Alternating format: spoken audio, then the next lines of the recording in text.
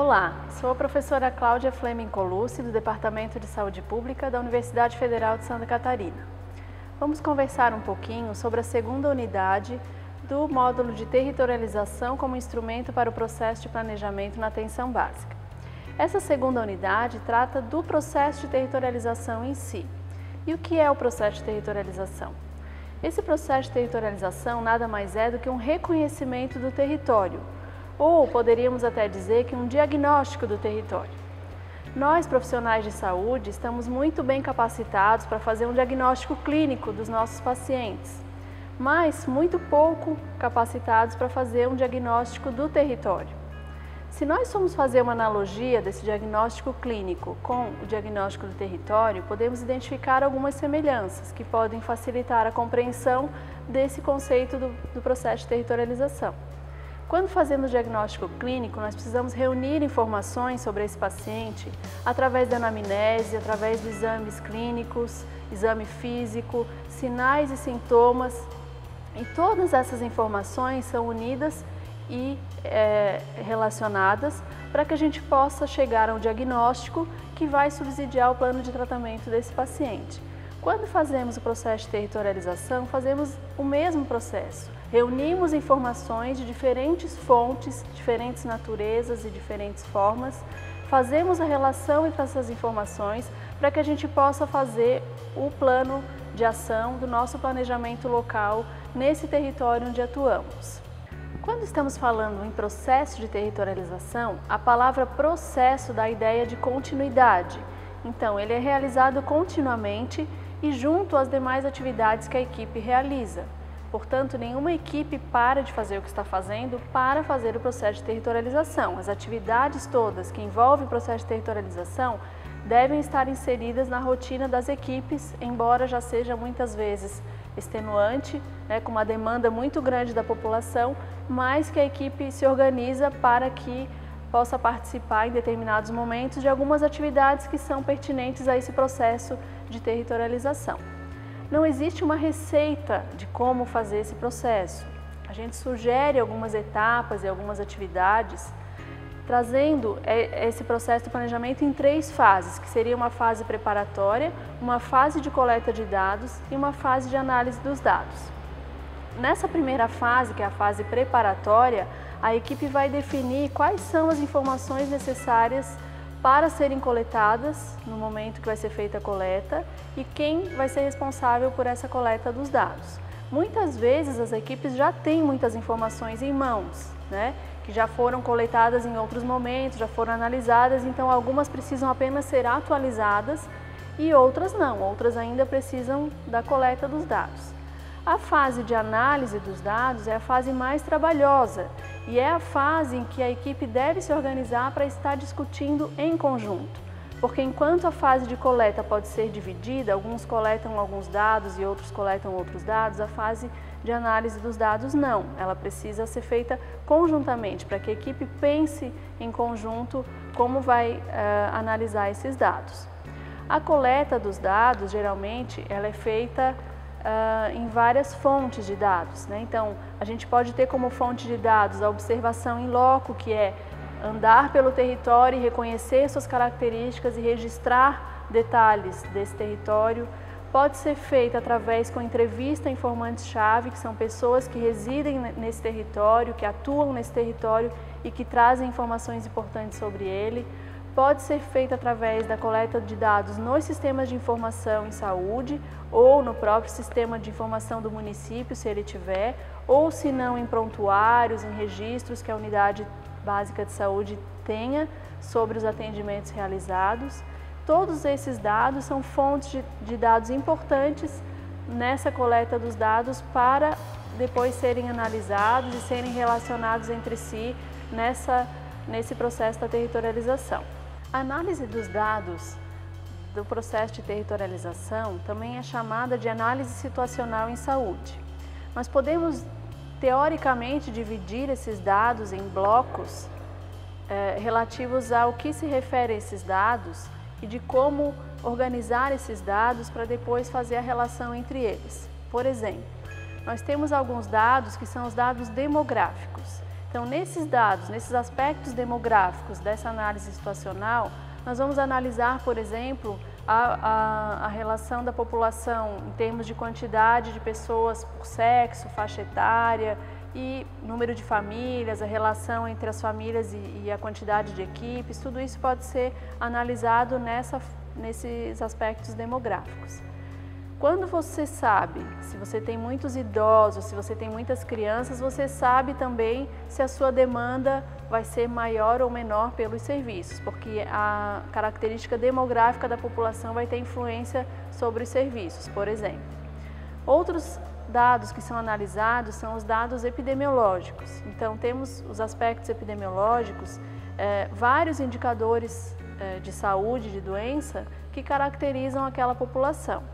Esses dados vão ser muitas vezes obtidos através dos sistemas de informação e dos registros da própria unidade com relação aos agravos que foram atendidos nessa unidade e que lá estão registrados e que podem ser relacionados os dados entre as microáreas ou da microárea da unidade de saúde com outras unidades de saúde do próprio município ou a relação do dado desse município com os demais municípios, enfim, fazendo sempre um estudo comparativo e monitorando também esses dados ao longo do tempo, porque a gente sabe que os agravos em saúde não ocorrem de maneira homogênea, não se distribuem homogeneamente na população, se distribuem de maneira heterogênea, e esse monitoramento desses indicadores epidemiológicos permite à equipe uma identificação das características dessa população em termos de saúde e doença. Temos também os dados ambientais desse território, que dizem respeito a todo e qualquer acidente geográfico existente nesse território, ou a problemas de poluição ambiental, a existência de fábricas, indústrias próximas ou outras questões, né, áreas de alagamento, de enchentes. Todos esses aspectos também influenciam, inclusive a questão do solo, do clima, relevo, todos esses aspectos ambientais, eles podem exercer alguma influência na saúde da população que ali habita. Então, também são aspectos que devem ser coletados e analisados. Um outro conjunto de dados importante para ser estudado nesse processo de territorialização se referem aos aspectos socioeconômicos. Saber as condições de renda, escolaridade, condições de moradia dessa população é fundamental para a equipe conseguir caracterizar essa população, caracterizar as áreas de risco, como já foi tratado na outra unidade, e poder atuar de forma mais efetiva, porque todos os estudos epidemiológicos em populações sempre confirmam a relação forte entre a situação socioeconômica ruim e as piores condições de saúde. Então, logicamente, esses dados são de fundamental importância nesse diagnóstico do território que a equipe de saúde vai fazer. Além disso, a equipe vai buscar dados sobre acesso dessa população ao serviço, né, que tipo de acesso, a quantidade da população que tem acesso a planos privados de saúde, por exemplo, ou a que não tem. Nós temos a questão do acesso geográfico, que é a proximidade ou acesso, a facilidade de acesso. Nós temos a questão do horário de funcionamento das unidades, que muitas vezes impede o acesso de pessoas que trabalham e não conseguem acessar a unidade naquele horário, e vários outros aspectos relativos ao acesso que impedem ou prejudicam o acesso da população ao serviço e, consequentemente, trazendo prejuízos à sua saúde. E esses aspectos, muitas vezes, a equipe tem como atuar e tem como minimizar essas barreiras de acesso da unidade de saúde. Outros aspectos também importantes são aspectos de infraestrutura. Que aspectos são esses? São aquelas condições que o território apresenta em termos de comércio, de serviços, de estruturas institucionais como escolas,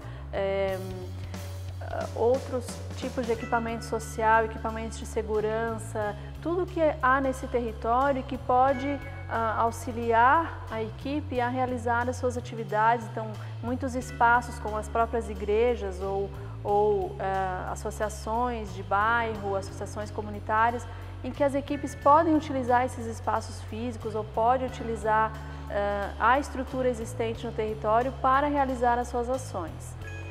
Também importantes são os aspectos políticos, porque certamente toda a comunidade se organiza, em maior ou menor grau, se organiza politicamente.